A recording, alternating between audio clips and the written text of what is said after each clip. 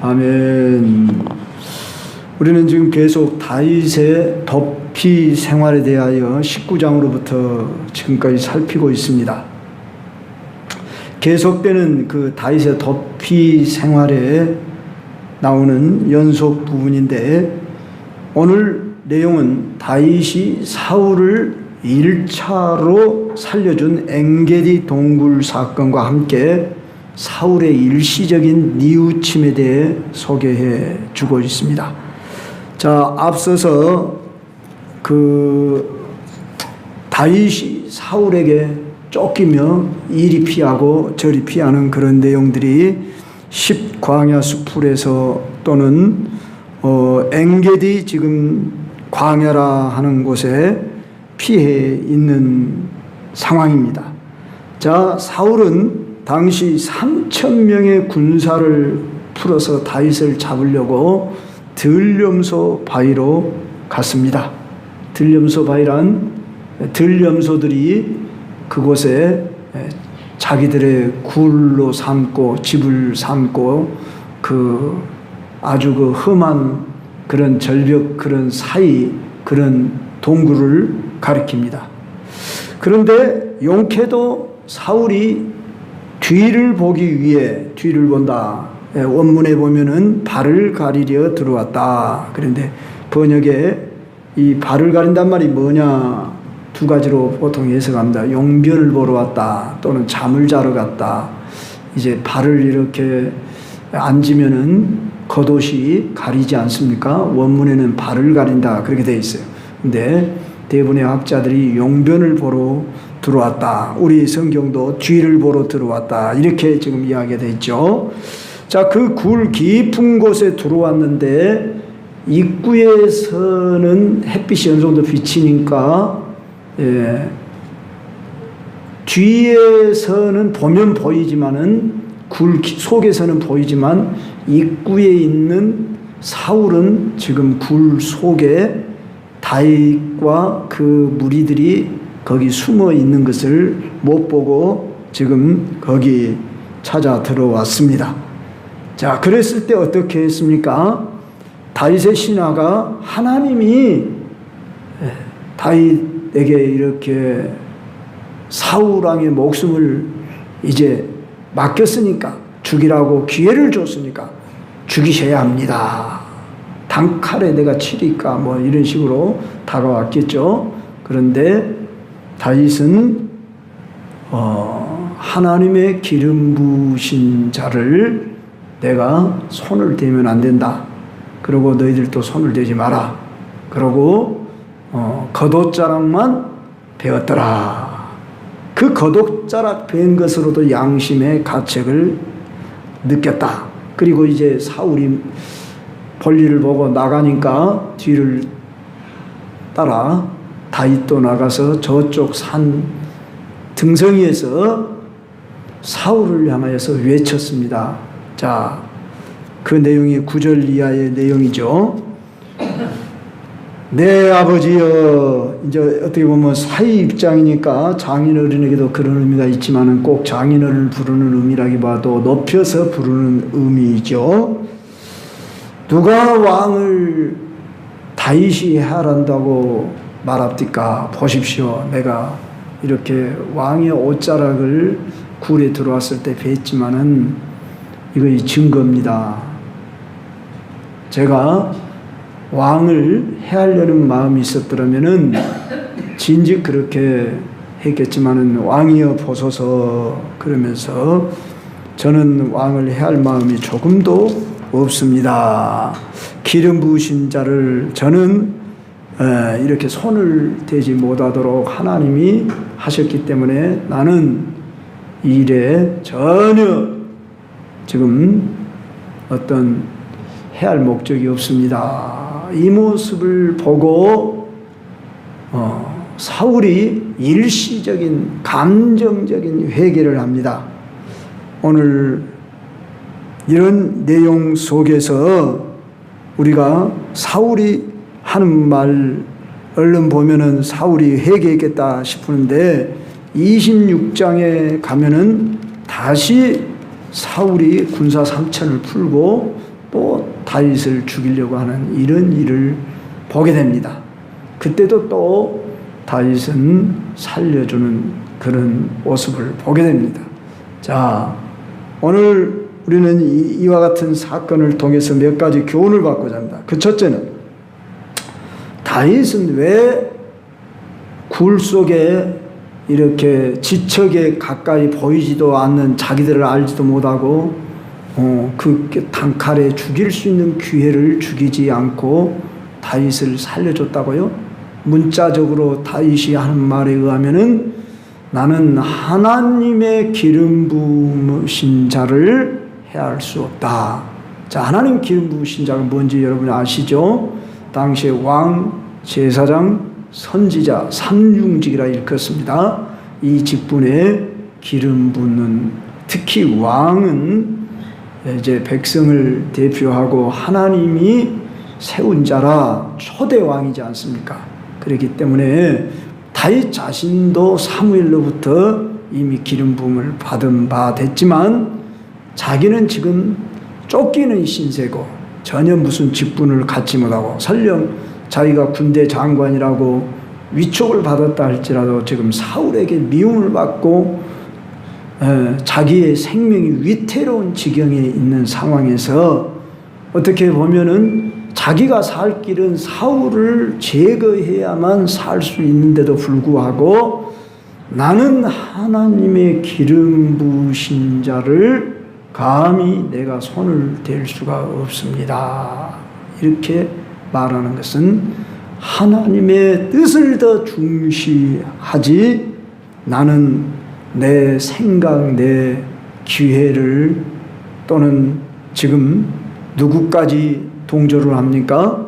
신하들까지도 하나님이 지금 이 시간 왕에게 이 사울을 붙였습니다. 왕이란다. 다윗에게 사울왕을 붙였습니다. 이렇게 말을 하지만 거기에 못 이긴 척하고 들어주는 것이 아니라 분명히 자기는 하나님의 뜻에 의하면은 기름 부으신 자, 하나님이 세우신 자, 그 권위를 나는 무시할 수 없다. 하나님이 알아서 하실 일이다. 하나님 기름 부은 자는 그리고 손을 대지 않고 용서해주고 살려주는 이런 다윗의 겸손한 모습을 우리는 7절까지 볼 수 있습니다. 성도 여러분, 우리가 하나님의 뜻, 즉 하나님의 질서, 하나님의 세우신 그 권위를 인정하는 것이 곧 우리가 하나님을 경외하는 것입니다. 다윗은 이만큼 참 자기가 위태로운 상황에 여러 번 지금 직면했지만 결코 하나님이 모든 것을 주관하시고 심판하신다 하는 것을 우리는 본문 말씀을 통해 익히 알 수 있습니다. 우리도 어떤 중대한 결정을 내릴 때 유념해야 합니다. 지금 옆에서 부하들이 부축입니다. 분명히 하나님이 다윗에게 이렇게 붙이셨다고까지 할지라도 그는 주변 여론보다도 하나님의 뜻을 더 중시하고 손을 대지 마라. 그렇게 하고 있음을 볼 때에 우리는 성경 역사 속에 다수의 말을 중시 여기고 따라서 실패한 경우를 어쩌면 이번 돌아오는 주일날 이 본문을 말씀드릴지도 모르겠는데 광야의 이스라엘 백성들이 저 가데스 바네아에 이르렀을 때에 이제 가나안 땅에 12정탐꾼을 40일 동안 보냅니다. 그래서 너희들 그곳에 사는 인구가 얼마나 되는지 그들의 먹고 사는 어떤 수준은 어떻게 되는지 뭐 이런 여러 가지 다 조사해 오라고 12지파를 보냈어요. 40일을 탐지하고 돌아왔는데 10지파의 그 장수들이 보고한 바는 부정적인 보고였지요. 우리가 잘 아는 대로 저들은 키가 큰 아낙 자손들입니다. 아유, 우리들은 그들에 비하면 메뚜기 같습니다. 우리는 저들을 능히 치지 못할 것 같습니다. 그러면서 그렇게 말했어요. 두 사람 여호수아와 갈렙만이 긍정적인 보고를 했습니다. 백성들이 누구의 말을 들었습니까? 다수의 말을 들었습니다. 우리가 보통 나라도 그러고 어떤 단체도 그러하고 때로는 교회도 때로는 아니라 교회도 무슨 일을 결정할 때 때로는 의사가 잘 결정해야 할 때는 다수로 결정을 합니다. 노회니 총회니 이런 교회 회의 법상에 손을 들으라든지 해서 다수가 나온 쪽으로 결정을 하는데 꼭 다수가 옳은 것만 아닐 때도 있다는 것을 우리는 성경 역사를 통해서 배워야 한다는 것을 알아야 합니다. 특히 여기 다윗은 자기와 함께 한 자들이 600명이었습니다. 물론 그 굴 속에서 뭐 의논을 했다 그렇게까지 볼 수는 없을지라도 소수의 장수들이 지금 동의를 해주며 이 사울을 죽일 수 있는 좋은 기회라고 이렇게 부추겨 세울 때이지만 다윗은 이런 지하에 그건 하나님의 뜻이 아니다고 거절하고 있음을 보게 됩니다. 바로 광야 이스라엘 백성들의 모습이 다수의 의견을 따라 원망하고 불평하다가 어떻게 됐습니까? 하나님뿐만 아니라 그 자기들을 데리고 나온 모세뿐만 아니라 하나님까지 원망하고 불평을 했을 때 하나님이 그 소리를 들으시고 너희 귀에 들린 대로 내가 해주리라 그러면서 40일을 하루를 1년으로 계산해서 너희들은 이 광야에 40년 동안 지내야 하리라 징계가 내려져버려요. 그러니까 광야 40년의 생활을 하게 된 직접적 원인은 바로 그들의 불평 원망하는 다수의 보고에 그들이 동의하고 또한 거기에 그들이 울며 막 불평 원망을 해야 됐습니다. 그래서 하나님이 징계를 내린 것을 우리는 알아야 합니다. 그래서 우리는 항상 다수만 옳을 수 없기 때문에 지도자로 하여금 잘 판단하도록 지도자가 때로는 다수가 말을 할지라도 이건 하나님의 뜻이 아니고 이게 하나님 뜻입니다 하면은 순복할 줄 알고 따라야 우리가 바른 길을 갈 수 있다. 어떤 분은 교회는 민주주의 아닙니까? 교회는 민주주의가 아닙니다. 교회는 일명 신주주의, 하나님 중심주의입니다. 그래서 항상 하나님의 뜻 안에서 우리가 모든 일을 결정하고 따르고 순종하고 그러는 것입니다. 두 번째로 우리가 살펴야 할 것은 이 사울의 회개가 진정한 회개인가? 그가 진정한 회개를 했다 그러면 왜 사무엘상 26장에 가서 다시 또 다윗을 미워하고 또 죽이려고 군사를 푸는 그런 행위를 했겠습니까? 결코 사울은 여기 회개가 일시적 회개, 감정적 회개라 이렇게 표현할 수 있습니다. 일명 사람이 보기에 저 사람은 참 아이고 큰 은혜 받았네. 이번에 부흥의 기간에 뭐 이번에 기도원에 가더만 이번에 정말 은혜 받았네. 은혜는 받을 수 있지만 지속되지 못하고 그 회개가 진정한 회개가 아니다면 그건 감정적 일시적인 회개일 뿐이다. 자, 다윗이 눈물도 흘렸어요. 그리고 그가 진실하게 고백을 하면서 심지어 다윗을 축복도 해줬어요. 그리고 회개한 것 같이 보여지지요. 그러나 그는 결코 하나님 앞에서 자기 죄를 자복하며 돌이키는 행동의 변화가 없었다는 사실입니다. 사람은 연약하기 때문에 또 그럴 수 있어 어째 그렇게 말하지만은 진정한 회개라고 한다면은 삶이 변화된 회개. 인도의 마하트마 간디의 자서전에 이런 이야기가 있습니다. 그는 소년 시절 나쁜 친구들과 사귀게 되어서 이제 부모 몰래 술도 하고 담배도 피웠고 심지어 집에 그 하인은 아주머니의 호주머니에서 돈을 훔쳐서 이제 담배도 이제 사기도 했습니다.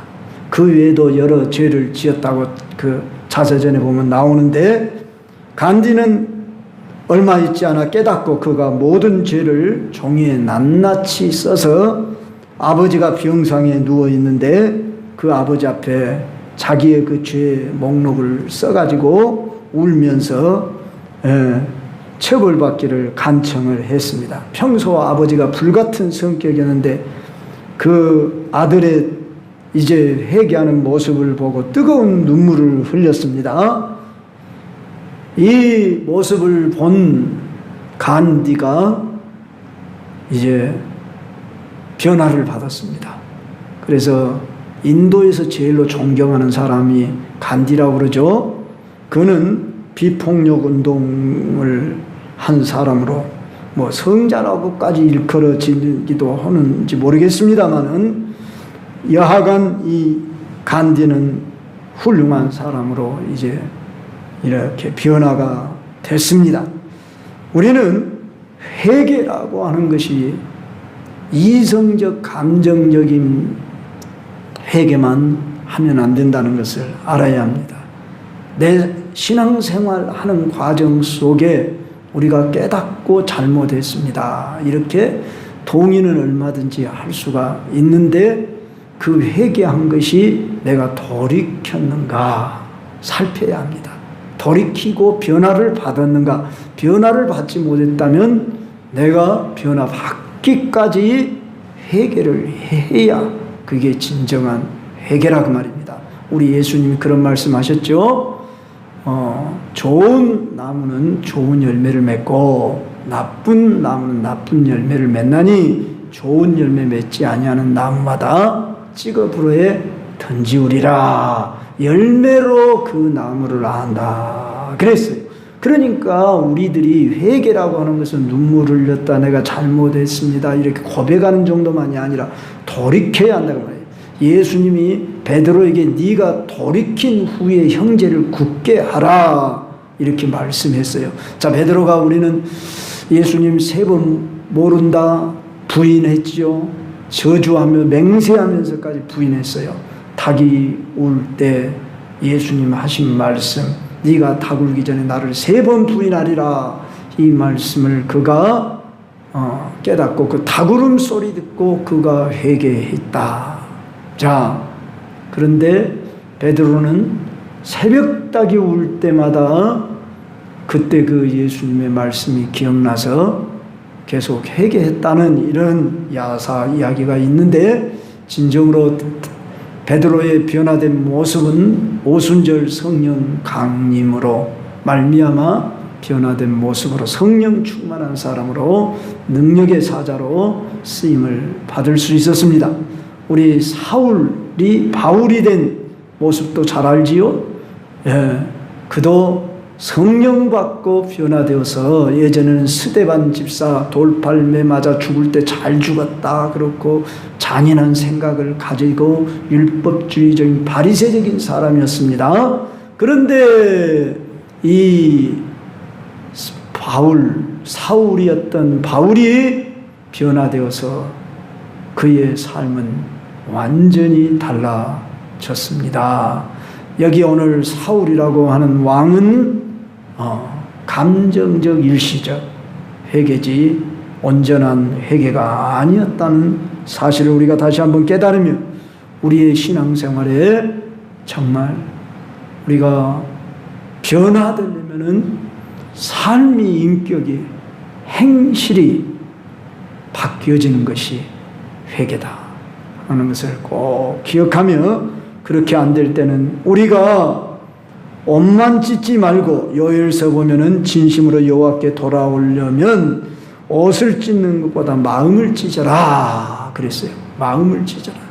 구약시대 백성들은 회개할 때 죄를 무릅쓰고 막 옷을 찢으면서 회개하는 그런 풍습이 있었어요. 그런데 그런 외모만 갖추지 말고 진정으로 네 마음을 찢어라 했다는 것을 기억하며 오늘 또 우리는 회개할 것이 생각나면은 철저한 우리가 회개를 하고 돌이키도록 하십시다. 마지막 생각할 것은 성도는 선으로 악을 이기게 한다는 것을 16절로부터 21절에 우리가 알 수가 있습니다. 자, 다윗은 선으로 악을 이긴 사람의 대표적인 예입니다. 그러지 않습니까? 사울이 다윗의 의로움을 인정했습니다. 그리고 다윗이 반드시 서고 너는 앞으로 장차 왕이 될 것이고 심지어 사울이 뭐라고 합니까? 자기 가문을 멸하지 아니해달라고 맹세하기를 요구하기까지 한마디로 사울이 다윗의 승리를 인정하고 있습니다. 지금 다윗은 어떤 상황입니까? 쫓기는 다윗이 뭐라고 말합니까? 오늘 14절 한번 봅시다. 이스라엘 왕이 누구를 따라 나왔으며 누구의 뒤를 쫓나이까? 죽은 개나 벼룩을 쫓습니다. 자, 자신은 죽은 개나 벼룩과 같은 그런 존재에 지나지 않는데 어찌하여 왕이 나 같은 자를 쫓습니까? 그러면서 여호와께서 재판장이 되어 나와 왕 사이에 심판하사 나의 사정을 살펴 억울함을 풀어주시고 나를 왕의 손에서 건지시기를 원합니다. 그리고 다윗은 한마디로 신본주의, 하나님 중심, 제일주의 사람이었다. 일명 우리 하나님 앞에서 이 말을 라틴어로 코람 데오라고 그러죠. 자주 들어봤을 겁니다. 종교개혁자들이 주로 그렇게 코람 데오의 구호를 외쳤다고 그러죠. 하나님 앞에서. 바로 이 다윗은 이러한 사울왕 위에 계신 하나님이 재판장이시고 하나님이 나의 모든 언행심사를 지켜봅니다. 그러니까 하나님을 두려워할진즉 물론 그가 사울이 나를 쫓으니까 두려워했다고 나옵니다. 그러나 하나님이 매번 그를 지켜 보호해 주고 있음을 경험하고 있고 도리어 사울이 두려워하면서 이제 다윗을 인정하고 있는 한마디로 다윗이 승리자가 되어 있는 모습을 오늘 보게 됩니다. 오늘 우리가 하나님 앞에서 살게 되면은 사람을 두려워하지 않게 되고 또한 승리하는 삶을 살게 됩니다. 나는 하나님 앞에서 살고 정직하게 살리라. 그리고 나는 선으로 악을 이기리라. 자, 사울이 자기를 죽이려고 악한 행동을 하고 있습니다. 지금 백성들도 누가 악을 행하고 있는지 만천하가 아는 바입니다. 그런데도 불구하고 하나님의 기름 부으신 자라고 하는 이 하나님의 질서, 하나님이 세우신 권위를 인정하고 그는 그의 몸에 손을 대지 않고 선을 베풀고 있는 한 번만이 아니고 앞으로도 보게 될 겁니다. 끝까지 그는 사울에게 손을 대지 않고 이제 사울은 끝내 블레셋 사람들에 의해 하나님이 죽도록 내줍니다. 그와 같이 우리는 이 세상의 모든 일명 인간의 역사, 흥망성쇠, 인간의 생사하복을 주관하시지요. 그와 같이 우리는 섭리적인 하나님의 섭리를 믿는 이런 신앙을 가져야 합니다. 때로는 우리가 억울하고 분하고 내가 손해보는 것 같고 그러는 경우도 당합니다. 나는 손해를 볼진즉 악으로 갚지 않으리라. 이렇게 우리가 결심을 해야 할 것입니다. 물론 이 세상에서는 손해보고 이 멍청이 바보 그렇게 말하는지 모르지만 궁극적으로는 선으로 악을 이길 수 있다. 이것이 성경에 가르치는 법입니다. 그런 예는 뭐 한두 번이 아니죠. 바울도 로마서 12장에서 그런 말씀을 합니다. 아무에게도 악으로 악을 갚지 말고 모든 사람 앞에서 선한 일을 도모하라.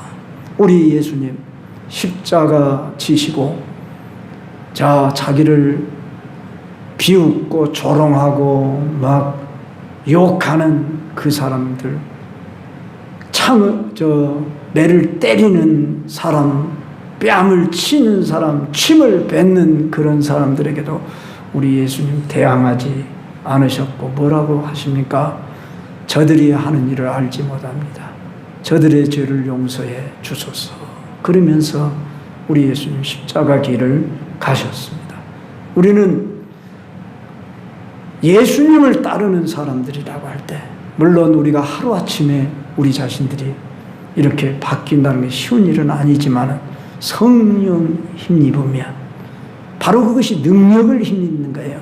우리는 능력이란 악을 악으로 대하고 물리적으로 대항해서 싸우는 것이 능력이 아니라 우리는 선으로 악을 이기는, 나는 그렇게 살리라. 물론 쉬운 일은 아닙니다. 그런데 우리가 한 번 이겨봐, 두 번 이겨봐, 즉 이긴단 말은 내가 선으로 용서하고 또는 선으로 그를 대한다 그 말이죠. 그를 힘을 달라고 우리가 기도하며 오늘 이 말씀 생각하며, 하나님은 지금 다윗을 훈련장에 불러내고 바로 사울을 악의 도구로 쓰고 있는 것이다. 우리는 이 정도의 모든 것을 알지요. 그와 같이 다윗도 아마 충분히 그걸 깨달았을 거예요. 그러나 현실 상황은 너무 힘들고 괴롭기 때문에 시편에서 그가 그 하나님 앞에 호소하는 소리를 시편을 통해 다윗의 모습을 알 수 있습니다. 그래서 우리가 지금 읽고 있는 이 사무엘상을 더 잘 이해하려면 이 시편 말씀을 읽어보면 됩니다. 표제들이 나오죠. 다윗이 사울에게 쫓길 때에 뭐 어쩌고저쩌고 그렇게 나와요. 엥게디 동굴에 숨어 있을 때에 뭐 이런 얘기로 나와요. 그때 다윗이 어떻게 기도하는가. 시편 54편 같은데 한번 살펴보시고 묵상해 보면서 우리는 사울의 그 훈련을 오늘 우리로 하여금 배우게 하시려고, 다윗이 훈련을 배우게 하시려고 이렇게 훈련장에 내놓으셨구나. 우리는 오늘 또 이 다윗의 모습을 보면서 우리도 그렇게 성령 충만함 입으면 할 수 있습니다. 할 수 없다 하지 마시고 내게 능력 주시는 자 안에서 내가 모든 것을 할 수 있느니라. 할렐루야.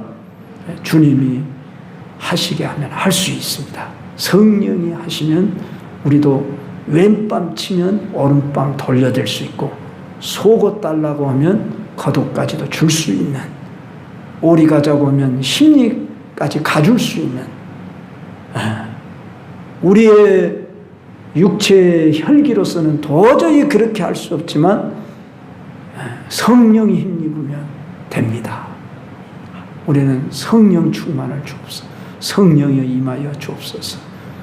이렇게 하시려고 성령을 보내주셨어요. 그러므로 우리가 기도를 많이 해야 돼요. 나를 복종시키는 훈련을 하고 성령의 역사를 구하고 그렇게 하면은 우리도 얼마든지, 다윗도 성령 받으니까 그렇게 할 수 있었지요. 우리도 오늘 다윗의 모습을 그저 흠모만 하지 말고, 물론 다윗을 통해 우리가 배우면서 거울 삼고 성령을 충만히 받으면 우리도 할 수 있습니다.